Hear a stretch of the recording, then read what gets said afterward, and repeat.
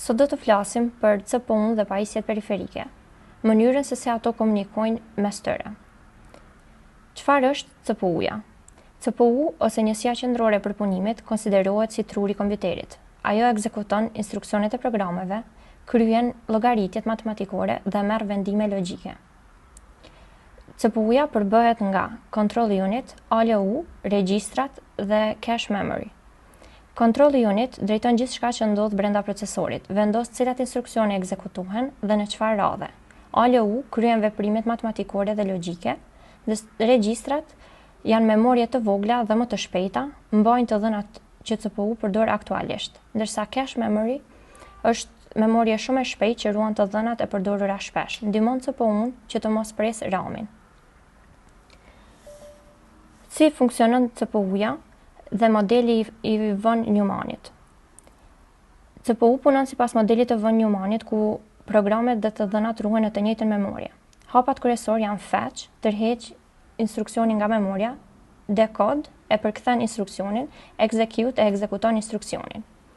Shembull, kur shtypim një buton në tastier, sinjali shkon te CPU-ja, CPU-ja përpunon, ndërsa rezultati shfaqet në monitor. Çfarë janë pajisjet periferike?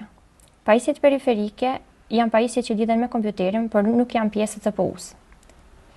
Ato ndahen në pajisje hyrëse, pajisje dalëse dhe pajisjet e ruajtjes. Pajisjet hyrëse janë tastiera, MIU, mikrofoni, skeneri e të tjera.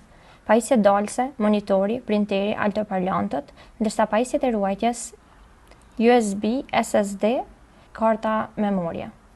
Si komunikon CPU-ja me memorjen? CPU lexon dhe shkruan të dhëna në memorje mijëra deri miliona herë në sekond. Komunikimi bëhet përmes busave. Adres bus tregon adresën e qelizës së memorjes, është një drejtimsh. Data bus transporton të dhënat, është komunikim dy drejtimsh, ndërsa control bus dërgon sinjale kontrolli, lexo, shkruaj, pret, gabim e të tjera. Si komunikon CPU me pajisjet periferike? Mekanizmi ndërprerjes, pajisja dërgon sinjal ndërprerje te CPU-ja, CPU-ja ndalon përkohësisht detyrën aktuale, përpunon sinjalin urgjent, kthehet te detyra e mëparshme. Ky mekanizëm e bën sistemin shumë efikas.